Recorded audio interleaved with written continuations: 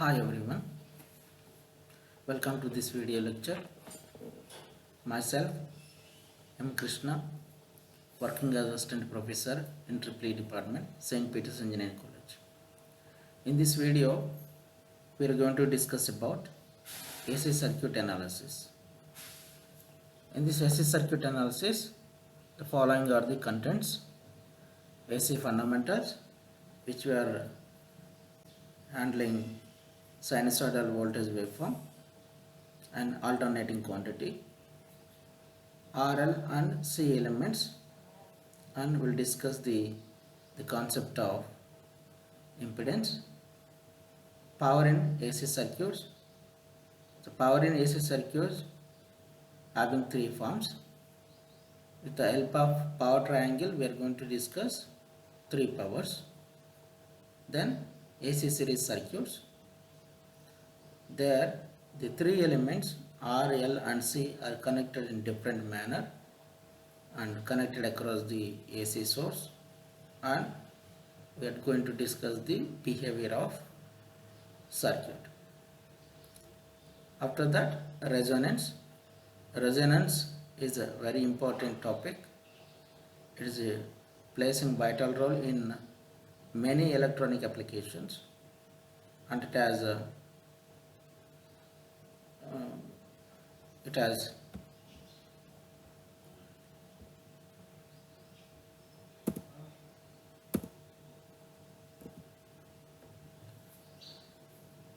it has applications in electrical also. Then lastly, three-phase connections. We'll see one by one. In this video, we'll see only AC fundamentals. The remaining topics we'll see in the next videos. We'll start now. AC fundamentals. AC means alternating current source. Generally, we can take the voltage signal as a reference. Here we can see the voltage signal having the positive half cycle and negative half cycle, and the instant to instant the value of the voltage waveform varying.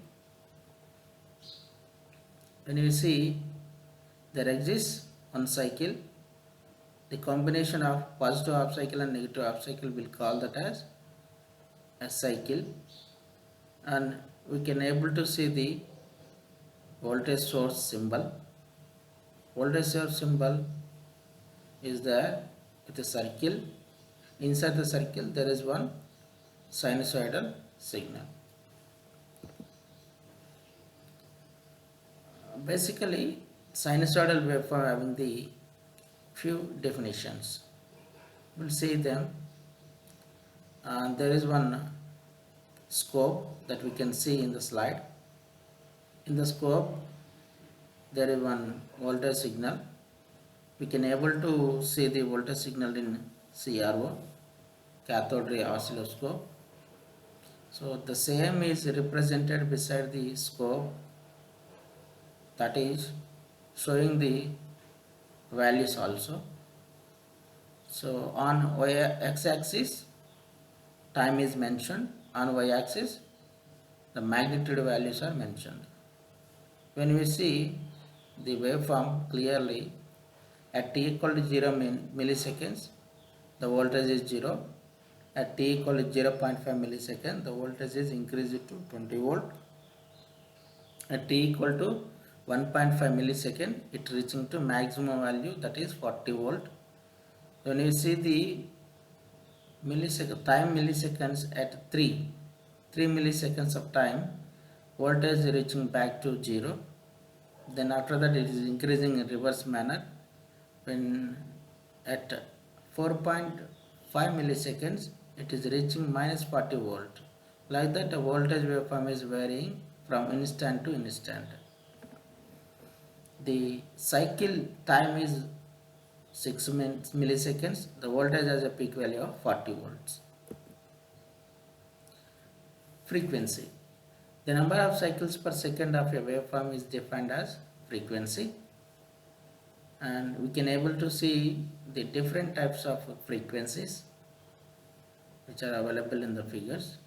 First one is one cycle that we are getting in 1 second, means one cycle per second is we can call 1 hertz, and in the figure B, 2 cycles that we are getting in 1 second, that will become 2 hertz. In 1 second 60 cycles are going to be appeared, then the frequency of the signal is going to be 60 hertz. Frequency is denoted as letter F, and it has the units hertz. Hertz is the name in honor of pioneer researcher Heinrich Hertz. He was lived from 1857 to 1894. Generally we can say 1 hertz is equal to the 1 cycle per second. Amplitude. Amplitude of a sine wave is the distance from its average to its peak value. We can see that in the waveform which is there in the slide. And peak to peak value means minus em plus em. In between that value we can call that as a peak to peak value. It is measured between the minimum and maximum peaks. Means minimum peak is minus em, maximum peak is em. The peak to peak value will be em minus of minus em will become 2em.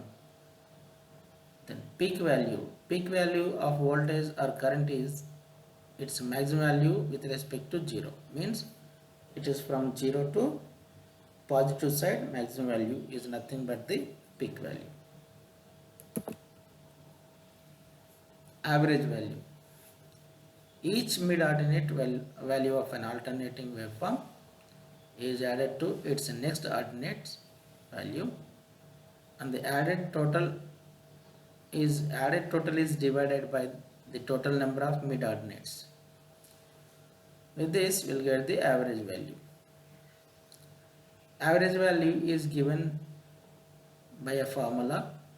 V average equal to sum of all the mid-ordinates upon number of mid-ordinates. So for example, when you take one positive half cycle in a cycle, the positive half cycle is going to be divided into some segments, means instants, and all the instants and their voltage magnitudes are going to be added, and this added total is going to be divided into number of segments that we made for the positive half cycle. With that we will get the average value. RMS value. RMS value of an alternating current is calculated by comparing the steady state signal, that is DC. For suppose the steady state current which when flows through a given resistance for a given time produces the some amount of heat. The same amount of heat will be produced by the alternating current when that alternating current is flowing through the same resistance for the same time, is called RMS value. So we can observe that in the waveform also. This is the derivation part for the RMS value. IRMS is equal to the under root 1 upon pi integral 0 to pi I square dt. It is from the waveform which we have seen in the last slide. Then bring that root to the left side, it will become I square RMS is equal to the 1 upon pi integral 0 to pi Im square sin square theta d theta, means I square is returning is in terms of Im square sin square theta d theta. So when we simplify it, it will be going like this. Sin square theta will be written in terms of 1 minus cos 2 theta upon 2, and applying some Pythagoras simplifications, then we'll get IRMS is equal to the Im square upon 2. When we calculate this value, this will be 0.707 Im. Form factor. Form factor is a very important factor for the AC signals. It is defined as the ratio of RMS value to the average value of an alternating quantity. It is denoted by Kf is equal to the RMS value upon average value. For sinusoidal waveform, the form factor value is 1.11. For rectangular, some other value will be there, and triangular, some other value will be there, because they are also alternating quantities, but those are non-sinusoidal quantities. With the help of form factor, we can find the RMS value from the average value and vice versa. Form factor shows the peakiness of the waveform also. Peak factor is having the two other names, crest factor and amplitude factor. Peak factor is defined as the ratio of the peak or maximum value to the RMS value of an alternating quantity. It is denoted by Kp is equal to the peak value upon RMS value. The sinusoidal waveform, the peak factor is 1.414. The peak factor has a very importance in dielectric insulation testing, which generally doing in manufacturing companies while they manufacturing the equipment. It is so because the dielectric stress on the insulation materials depends on the peak value of applied voltage. The peak factor is also important when measuring iron losses, because iron loss depends on the value of maximum flux. Thank you for watching this video.